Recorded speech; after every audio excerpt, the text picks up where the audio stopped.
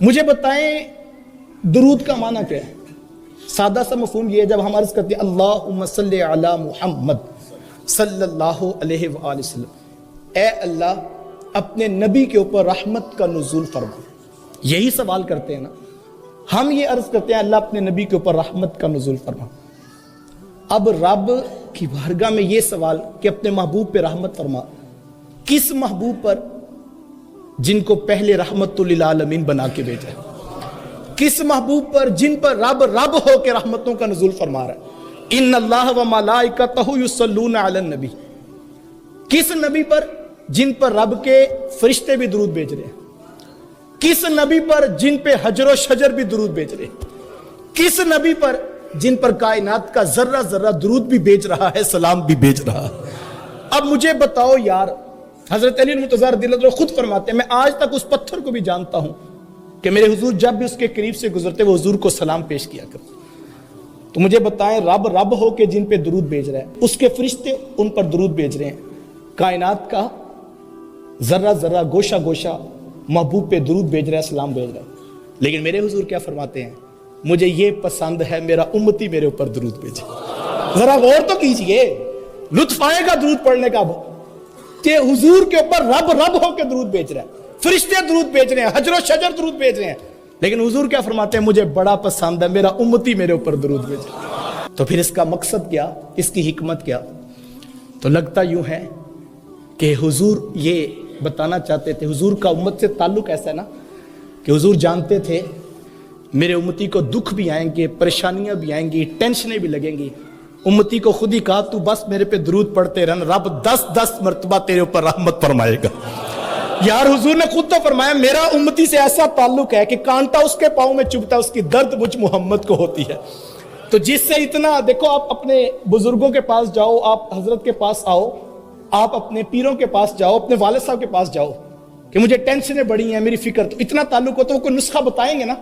تو حضور نے نسخہ بتا دیا، فکر نہ کرنا، ٹینشن نہ لینا، پریشانی نہ کرنا، یہ مجھے بھی پسند ہے کہ تو درود پڑھے گا، ایک مرتبہ تو درود پڑھے گا، رب تیرے اوپر 10 مرتبہ رحمتوں کا نزول کرے گا۔ اور یہی وجہ ہے کہ حضور کے پاس جب کوئی شخص آیا اور اس نے آ کر پوچھا کہ حضور میں ایک حصہ درود پڑھتا ہوں، 3 حصے دیگر وظائف پڑھتا ہوں، پھر 2 حصے پڑھتا ہوں، پھر 3، تو مختصر حضور نے کہا کہ تیرا ہی فائدہ ہے، تیرا ہی فائدہ ہے، تیرا ہی فائدہ ہے کہ درود بڑھا دے۔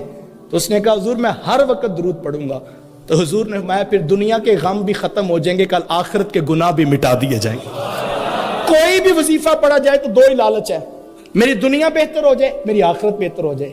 بڑے بڑے وظائف ہیں، لیکن یہ والے وظیفے کو اس لیے پڑھا جائے کہ جب پوری کائنات ان پہ درود پڑھ رہی ہے، لیکن ان کی آرزو ہے کہ میرے امتی میرے پہ درود پڑھے اور میرا رب ان کے اوپر رحمتوں کا نزول کرے۔ حضور علیہ السلام نے فرمایا کہ مجھے یہ بات بڑی پسند ہے کہ میری امت مجھ پہ درود پڑھے اور میرا رب ان کے اوپر رحمتوں کا نزول کرے۔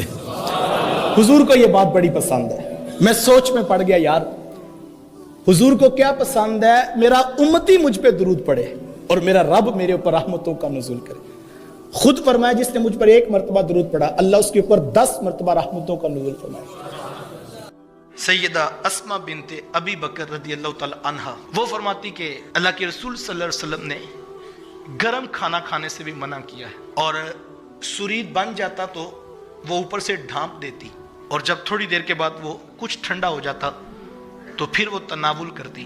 تو کسی نے کہا کہ کھانا تیار کر کے وہاں رکھ دیتی ہو، جبکہ اس کو کھانا چاہیے جب تیار ہو گیا۔ تو حضرت اسماء بنت ابی بکر رضی اللہ تعالی عنہا فرماتی کہ میں نے حضور سے سنا ہے کہ جب کھانا ٹھنڈا ہو جاتا ہے یہ زیادہ برکت والا ہو جاتا ہے۔ یعنی ہمارے ہاں تو مزاج ہم کو ہوتا ہے کہ وہ چولہے سے اترے اور پھر ہی ہم جسٹ ڈائریکٹ کھا لیں۔ یہ جو طب کے ماہرین ہیں وہ یہ کہتے ہیں کہ اتنا گرم کھانا موافق نہیں ہے طبیعت کے، تھوڑا سا ٹھنڈا ہو لے تو پھر اس کو آپ جو وہ استعمال کریں۔ تو اس میں حضور فرما رہے ہیں زیادہ برکت والا ہو جاتا ہے کھانے کو چبا کر استعمال کرنا۔ اور خاص طور پر ایک حدیث میں ہے کہ اللہ کے رسول صلی اللہ علیہ وسلم گوشت تناول فرما رہے تھے، تو حضور علیہ السلام نے جو گوشت کا وہ ٹکڑا تھا اس کو اچھی طرح سے صاف کیا اور اس کو دانتوں کے ساتھ حضور نے چبا کر کھایا۔ تو ام المومنین حضرت عائشہ صدیقہ رضی اللہ تعالیٰ عنہ حضور کو دیکھ رہی تھی، اور حضور بڑے جو ہے وہ لطیف انداز میں اور بڑے جو ہے وہ خوبصورت انداز میں اس کو صاف کر رہے تھے. تو جب ام المومنین نے دیکھا تو حضور فرمایا عائشہ گوشت اس طرح کھایا کرو, اس طرح زود ہضم بھی ہوتا ہے اور اس طرح یہ جو ہے لذیذ بھی ہو جاتا ہے.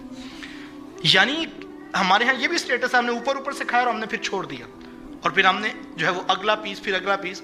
جتنا استعمال کرنا چاہیے آپ اتنا ڈال لیجئے, جتنی آپ کو ضرورت ہے آپ اتنا ڈال لیجئے, پھر ضرورت پڑے گی تو آپ پھر ڈال لیں.